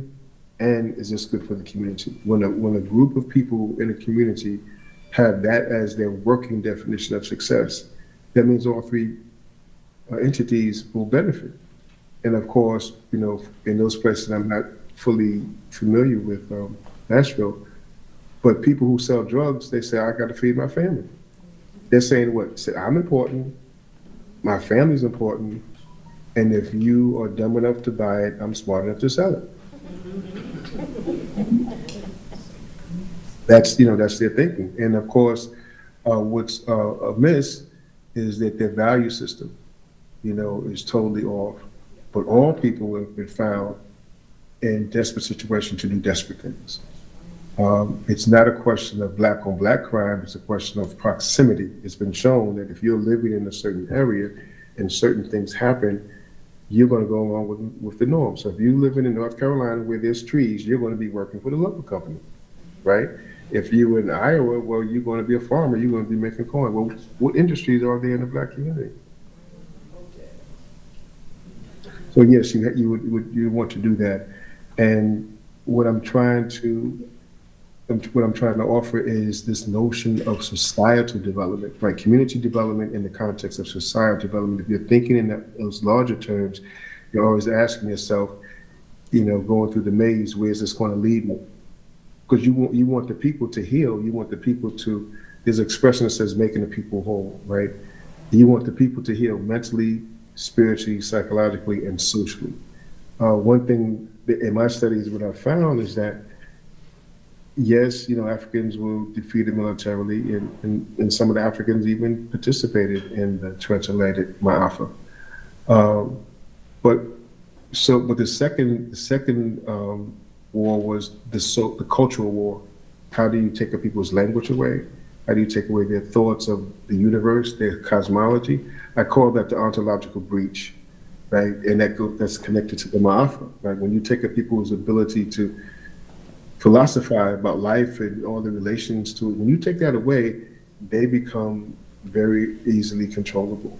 But it was done on purpose. That's how are you going to control the people to be enslaved? You have to convince them that that's the only place. Beloved ancestor Harriet Tubman said that I could have freed more people if they only knew they were slaves. So this mental liberation has to be a part of it, because I don't think it's a question of giving people individual. I'm not saying they shouldn't happen, but if you give people money today, they'll spend it tomorrow, and then the question is what's been accomplished. These are some serious questions, but it really speaks to the level of internalized racism that is still very much a part of people of African descent, not only here in America, but around the world. You're doing this at a time that it's really in sync with the world's movement. What do I mean by that? I think about 2 years ago, the United Nations created what is called the Permanent Forum for People of African Descent. All the work that Malcolm X did, the Black Panthers, SNCC, all those groups that was doing international work has come to a head in the formation of this Permanent Forum for People of African Descent. And there they are carrying out the work of what is called the Decade of People of African Descent, which is from 2015 to 2024 and beyond, with three principles. And I'm inviting you to use these principles in your thinking, in your conversation, and get the populace involved, asking the question. Recognition is the first one, justice is the second one, and sustainable development is the third. When you get the community thinking in those kinds of terms, you're going to see a whole major, not just change, but you're going to see a correction of things from the past that's been continuing, and you're going to see how it gives them a greater sense of hope. Because I don't know all the problems in Asheville, but I do know that you do have some drug problems. Well, drugs have been shown to be a substitute to hide the trauma, to mask the trauma. Right, and the studies have shown that much of people who use drugs and become addicted are those who've experienced an excessive amount of trauma in early childhood. So again, with a public health approach, as you're thinking about reparations, you're asking yourself these questions, and we can look at it and see just in the last 5 years or so, when heroin started to impact the white communities, it became a public health problem. But when heroin was devastating black communities all across the country, there was no analysis that this is a public health problem. It's like, no, you're the one that's, you're doing this to yourself. You created the problem. You are the problem, in fact, it's been found that Nixon used that in his strategy. Eagleman had said that before he died that they did that purposely. It was just made up for political purposes. And of course, that's linked to the prison industrial complex in terms of how many people are represented in jails around the country. All these things are tied together. So when people say that the system is broken, that's not the way to understand the problem. The system is phenomenally well. It's perfect, just the way that it was designed and just the results that it's creating. Now the question becomes, do you choose to interrupt it? But it means you have to challenge the things that you hold the system in place. It's working. This racist system is working the way that it was designed.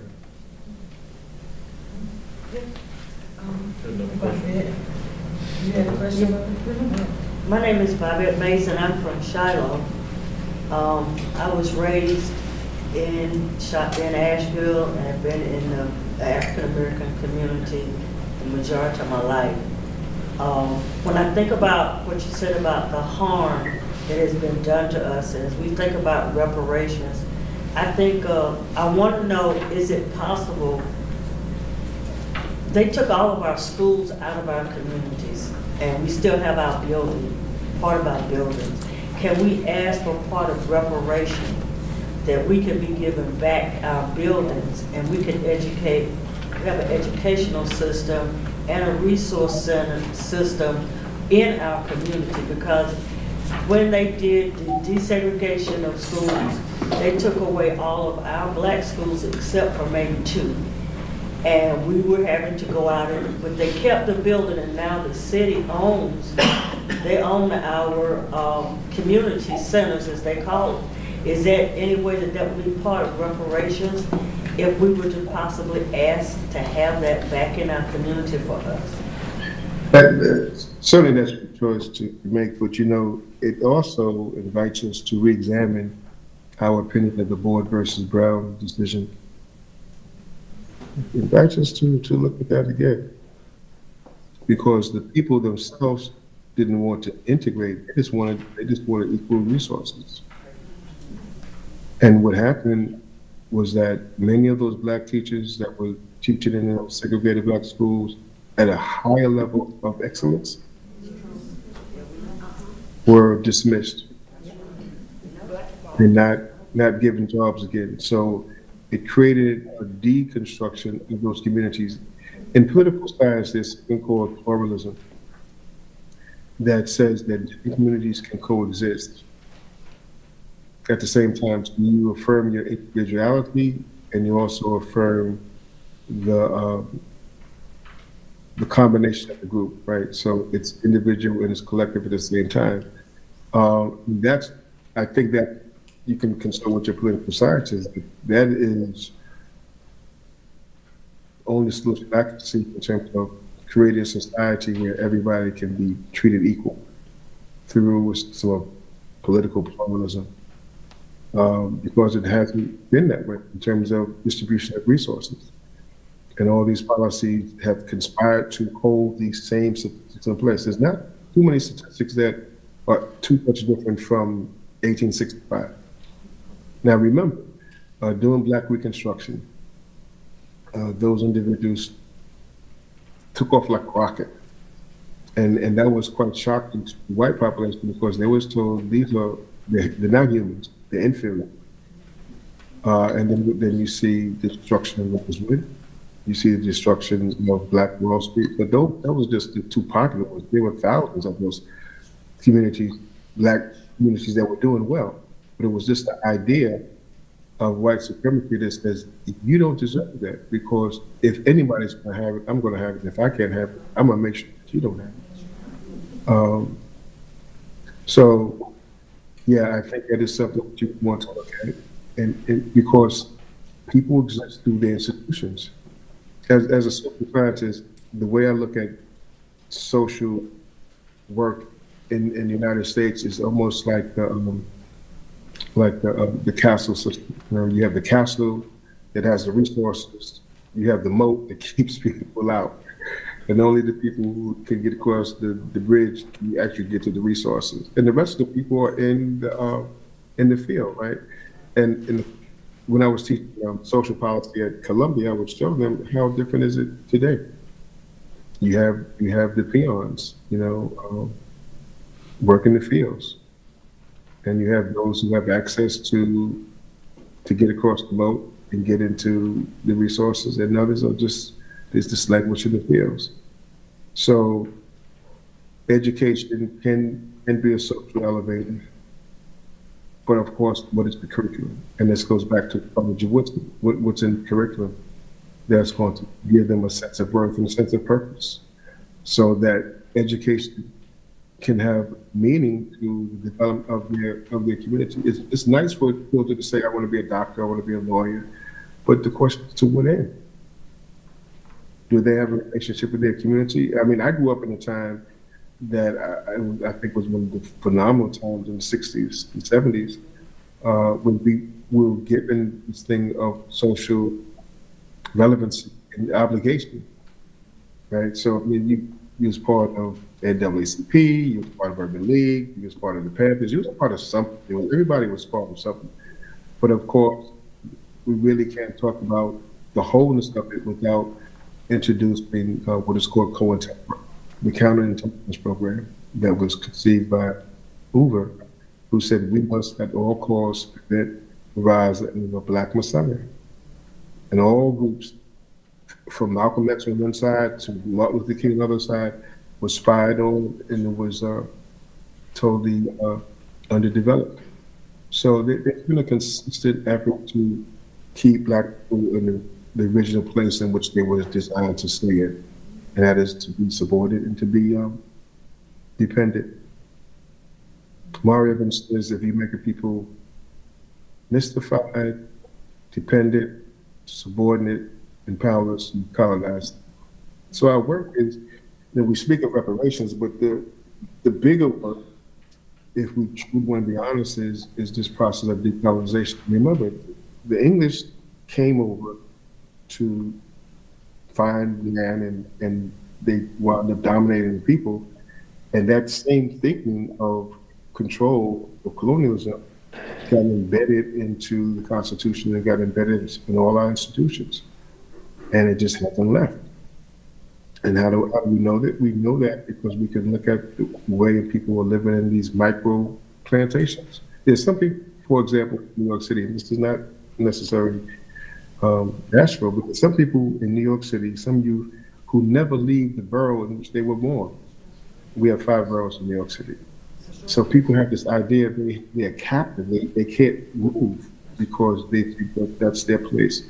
So I would strongly encourage you to look at the reclamation of education institutions and the right to control them. I'll bring to your attention how important it is. In '68, I think it was, there was an upheaval in Ocean Hill, Brownsville, New York.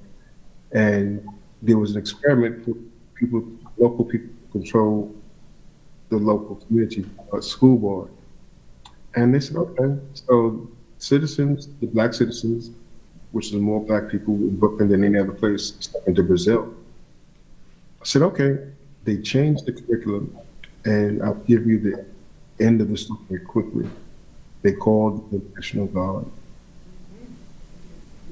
to remove them, because the curriculum was like a curriculum that any other people would do based upon their history, based upon the right to say who they want to work there or not.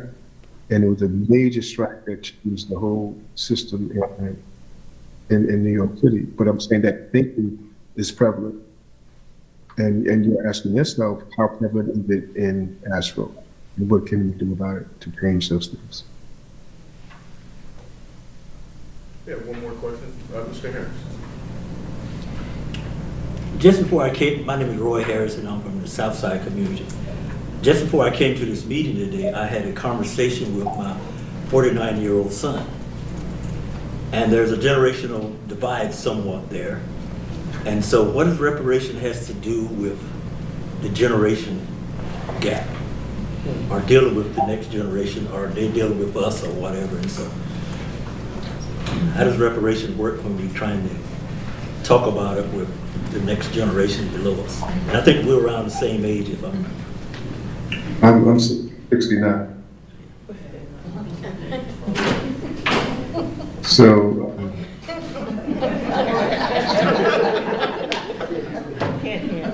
so I don't know if you're going to claim that or not. But, I don't know.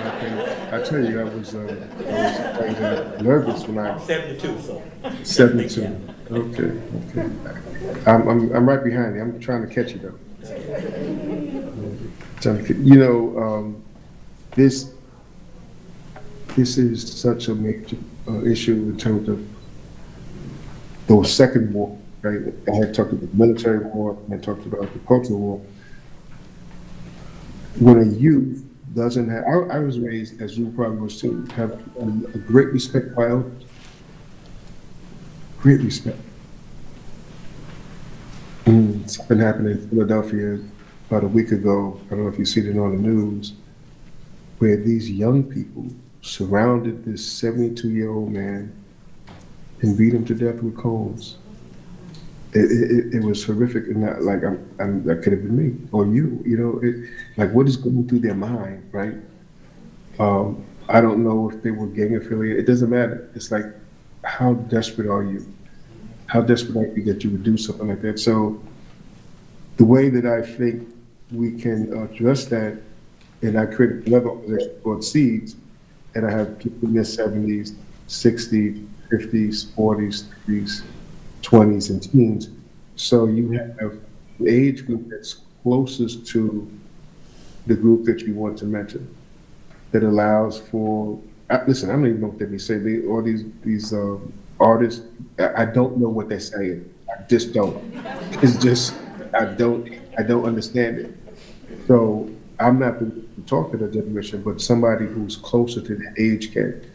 So all of you, I'm sure, have children, and maybe some of you have grandchildren, getting them involved in the conversation so they become part of that matrix. Remember, I showed you at the very beginning the charts of social reality on top and going all the way down to the bottom in terms of the causational level. If they're not educated to what art is, if they're not educated to what the Ma'afa is, if they're not educated and get involved with the same Kofa aspect of us returning to our own selves, Malcolm X says that when you say that you left nothing in Africa, you left your mind in Africa. So yeah, the way that we can approach the so-called generational gap is to have closer generations working with that generation, 60, 50, 70, 60, 50, and so on. If you put that structure in place, you're going to have a higher level of engagement, of involvement, and consistency. Dr. Mueed, I thank you, man. Thank you. No, thank you. I'm going to offer you other people who do this work. I wanted to mention Robin Benton, who invited me to Asheville. I don't know what year it was. It was 2006. I don't know. Where I came down and I gave a talk on reparations then, and it was a reverend that invited me down as well. So this is not my first time to Asheville Rodeo. I've been here before, and it's so nice to be invited back again. And the work that you've done is just tremendous. And I'm really serious when I say that you are in a place, you have all the ingredients to become the reparations model for the country, because you have those things in place. You have the longevity of data, construction with Black Asheville. You have all the people that's been trained already. Where are they? Bring them back, call them in. right? You have so many things that's working in your favor, and now it's just bringing it all together, right? I call it organizational synergy. How do you bring all the different organizations and start to cross-pollinate and start to continue, to build those strong connections? Because everybody wants the same thing. We want to eat, we want to be happy, we want to be with our family. They talked about this outsetting the 8 aspects of health, but they leave one out.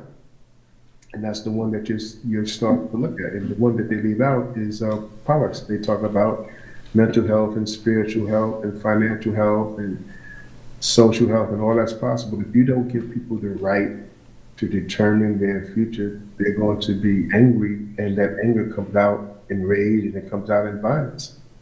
So thank you so much for this opportunity. I was telling a friend, this is one of the greatest opportunities I've had in my life, and I really look at this as an apex because all of my work that I've done over these years, you've had a chance to hear some of those ideas, and you've had a chance to question me on those ideas. And we used to grow up, or it asked the question, are you a social activist, are you an activist scholar or a scholar activist? I think I'm really activist nature, I guess getting a doctorate put the scholar part to it. So I want to thank you so much. Thank you. And I hope to see you in person next time. Yeah. Thank you.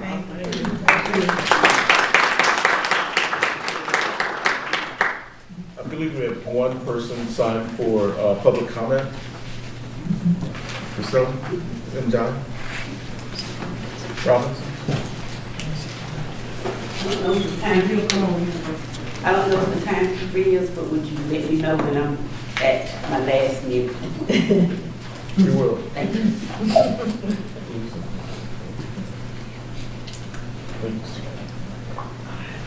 So before I start talking, I just want to give you a visual. 2 visuals. And I'm here to connect faces to spaces. Faces to spaces. Okay, you can put that down.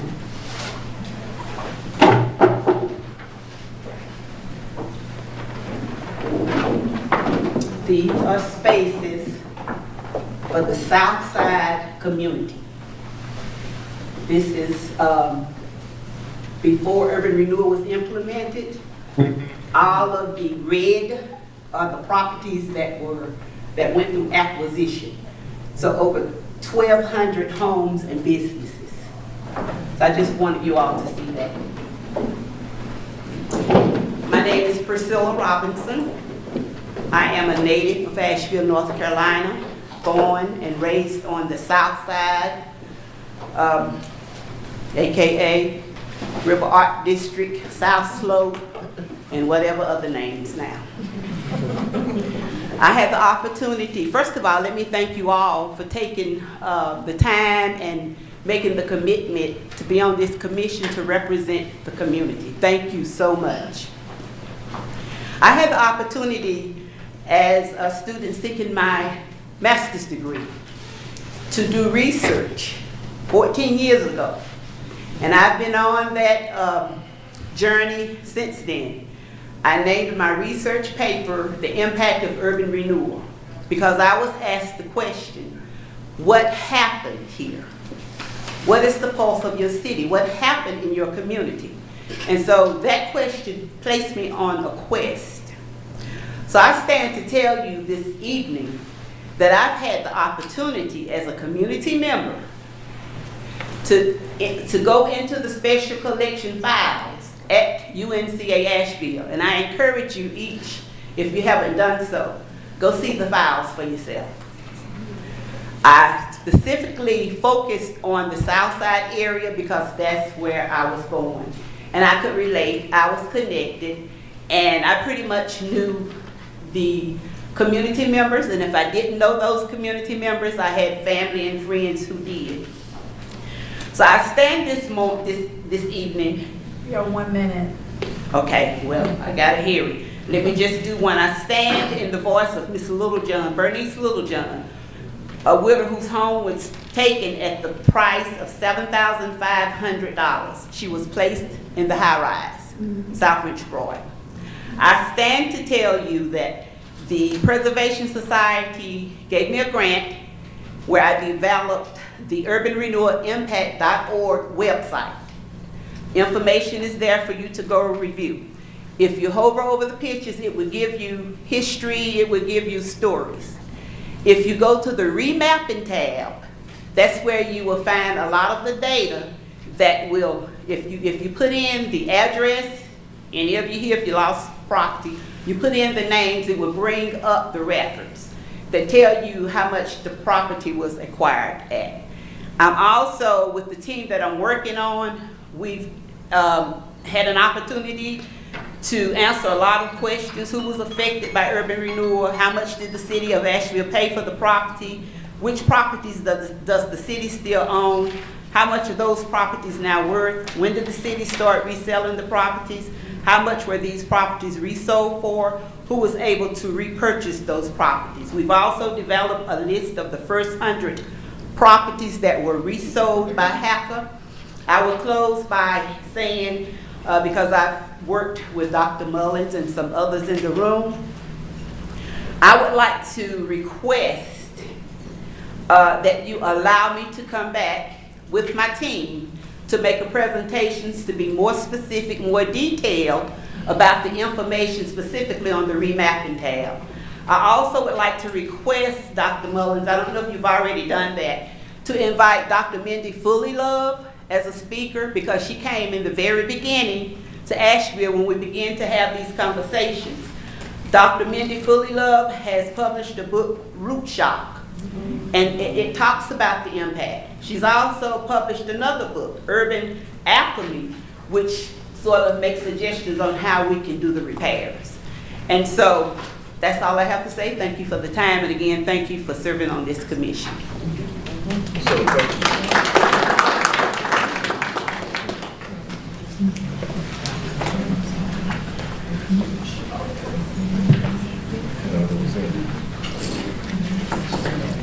Thank you, Ms. Robinson, and I just want to say that a lot of the information that you shared, we want to make sure that it's shared with the Housing Impact Focus work group to discuss and to bring forth some recommendations to the full commission as well. Just want to very quickly go through just a few wrap-up items before we adjourn.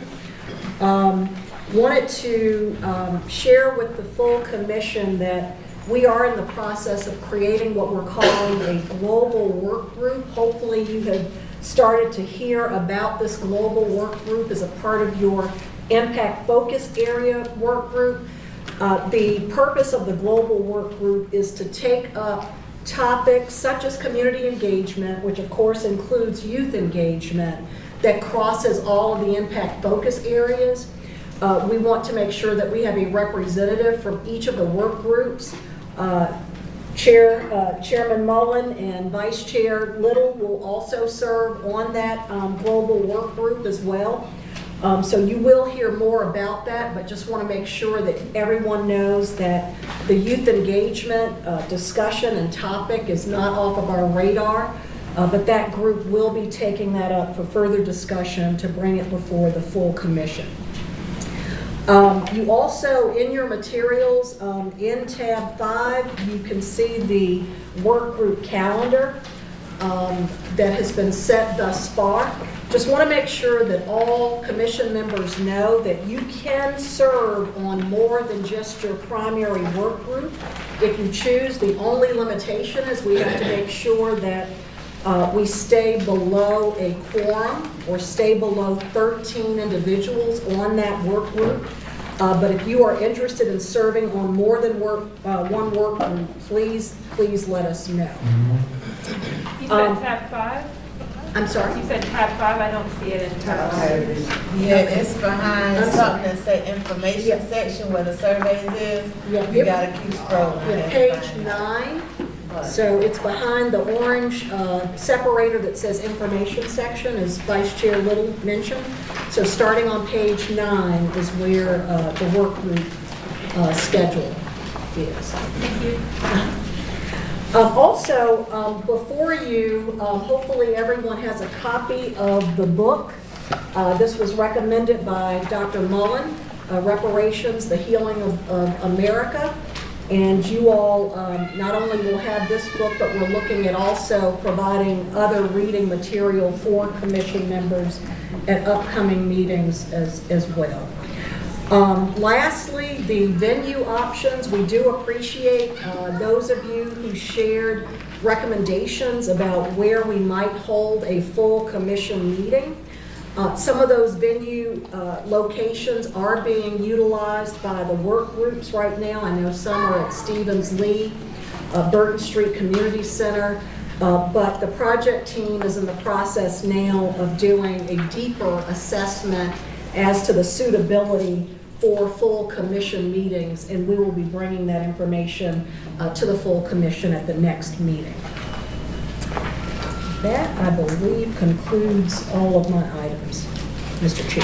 Thank you. Just, we're coming up to our time of adjournment. The two quick items, tomorrow at the county commission's meeting, a point will be brought up for presentation regarding the ongoing funding, being part of the ongoing budgetary considerations for the county. Public comment is something we're trying to organize, and you'll see flyers like this for the meeting tomorrow if you need a ride, or you can encourage others to attend. It's a follow-up to the proposal that we sent to them regarding being funded in perpetuity and being considered part of their budget considerations. They're actually taking up that question tomorrow. The second thing I'd like to leave with you is a simple thing. I think it's fundamental, but it's simple. It's come to me through emails. It's come to me through a couple of conversations with commissioners. It's come to me also from the community, is that there's a very deep-seated belief that what we're doing is wasting our time. And so I ask you, please, to consider this final question before ourselves and ask yourself, do you believe in reparations? Do you actually believe we can do this? Because if you don't, we won't. Ask yourself, seriously, do you believe we are wasting our time, or can we get something done? So, on that note,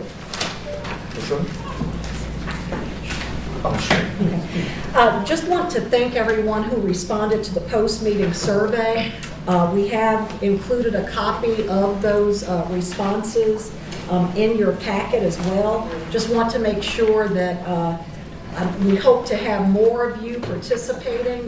This information is critical to the planning and making sure that we have your voice as we're planning these meetings. We also intend to add a question for future post-meeting surveys, and that question will be for you all to provide us with highlights of the expert testimony, just so that we can have a solid record that you all will be able to review as well. So just want to encourage everyone to complete that post-meeting survey. I'd like to thank if y'all are looking for the survey, it is it's in section 5, right after, it's in the information section that we just left, and it starts on page, I think 11. Hold on, let me make sure. Yeah, it starts on page 11.